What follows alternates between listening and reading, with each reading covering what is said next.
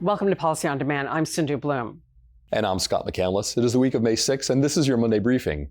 This is the second week of a 4-week congressional work period, and Congress will focus on reauthorizing or temporarily extending Federal Aviation Administration Authority before its expiration on May 10th. Treasury Secretary Janet Yellen last week testified before the House Ways and Means Committee about the OECD's Global Tax Agreement and TCJA provisions, which also are the subject of recently formed tax teams made up of Ways and Means Republican members to study certain TCJA provisions set to expire next year. Joining us to share his thoughts on these developments is Karl Russo. Karl, welcome. Thanks for having me, Sindhu. So before we dive into questions, I want to actually ask both of you, whoever wants to answer. Representative Marjorie Taylor Greene has been talking about calling for the removal of Speaker Johnson. I want to find out what the latest is, because as we know from last year, this can be very, very disruptive. So Scott? Sure. Last year, as we saw, there was the motion to vacate the chair that resulted in the removal of then Speaker Kevin McCarthy, and then a series of votes to try to replace him. In this case, somewhat similar to then, there is no ready heir that would step right in and get the 218 votes necessary to succeed now Speaker Johnson. So this seems like an ultimately fruitless exercise. As of this filming, it seems what is most likely to happen is that the motion to vacate will be offered by Representative Greene. And then what will happen is a motion to table will be offered, which will likely essentially defeat the motion to vacate, and therefore this will go away. So consider it not necessarily an opportunity to actually replace Speaker Johnson, but rather an opportunity for part of the caucus to vent some frustration that they've been feeling over the last few weeks. Sure. And I think unlike what we saw with the motion against Kevin McCarthy, the Democrats are likely to support that motion to table this time, which is what will save Speaker Johnson's in his current role, because he'll receive their support. All right, let's move on to last week's testimony of Treasury Secretary Yellen before the Ways and Means Committee. So, Karl, there are JCT estimates about the potential U.S. revenue loss from Pillars 1 and 2. And I do want to point out that you're a former JCT economist. So talk about what this means and what the impact of her testimony was. Right. So what came up in the testimony and was previously released by the Joint Committee were their estimates of the Pillar 1 and Pillar 2 OECD exercises on the U.S. fisc. And for the Pillar 2 estimates, which came out earlier, they said that there would be a loss of revenue to the U.S. Treasury of about $122 billion if the rest of the world enacts Pillar 2, but the U.S. does not. Over 10 years, that's about the equivalent of 1 point on the corporate rate in terms of the revenue. So it's a significant loss of revenue there. The Pillar 1 estimates that came out were much smaller in magnitude. They said a loss of about $1.5 billion a year.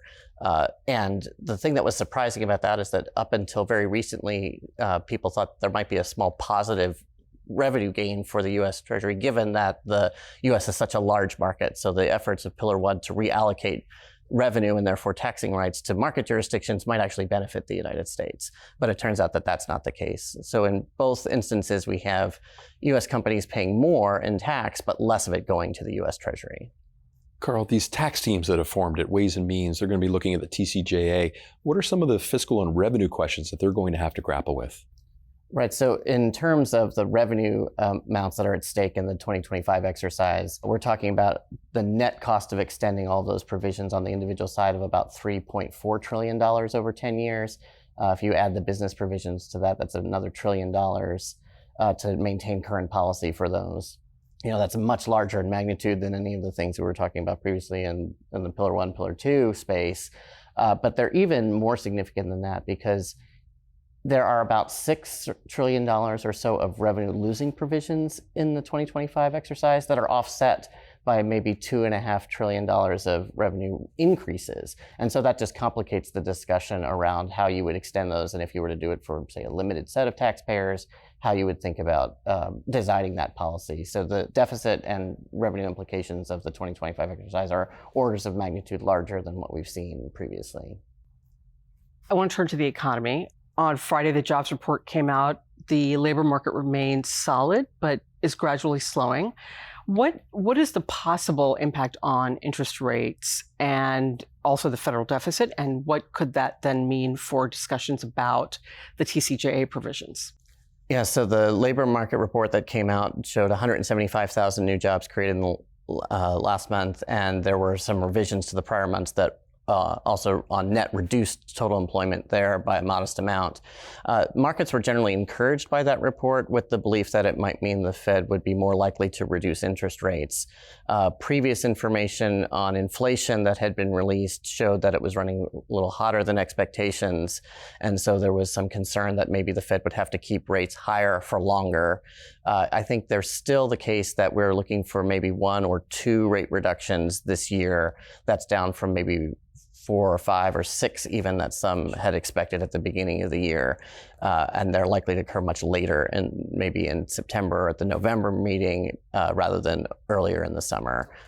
And with higher interest rates, there will be higher interest costs that have deficit implications. Net interest expense is the fastest growing piece of the federal budget, and so that really is an important factor in driving some of those fiscal concerns as well. And Karl, what are some questions you're getting from companies, and what are some actions you might be recommending to them in light of the current landscape? So a lot of companies are really wondering what's going to happen in 2025. I think we've moved on a little bit from, are we going to get extensions of some of the key TCJA provisions now, and they're beginning to look more into the future on that and the longer term policy implications. The thing that I think that would make sense for companies to do now is to start to begin to build their story about what they did with the corporate rate reduction and the other provisions of the TCJA in anticipation of being able to bring that information to Congress as they defend a lot of those policy provisions going forward. While the things like the corporate rate are technically permanent, it doesn't mean they won't be part of the consideration going to that period. And for companies to be able to have a good story of what they did with investment, with employment, as a result of those corporate provisions, I think is would be important for them as they move into the 2025 policymaking season. Makes sense. Karl, thank you very much for your time and for your insight. Appreciate it as always. Thanks again for having me. And for our viewers, you'll find in the description of this episode a link to the latest Week in Review with Todd Metcalf. And stay tuned for another Week in Review coming up this Friday. Stay with Policy on Demand for more on the latest developments. And thank you, as always, for spending this time with us. We hope you have a great week. Take care.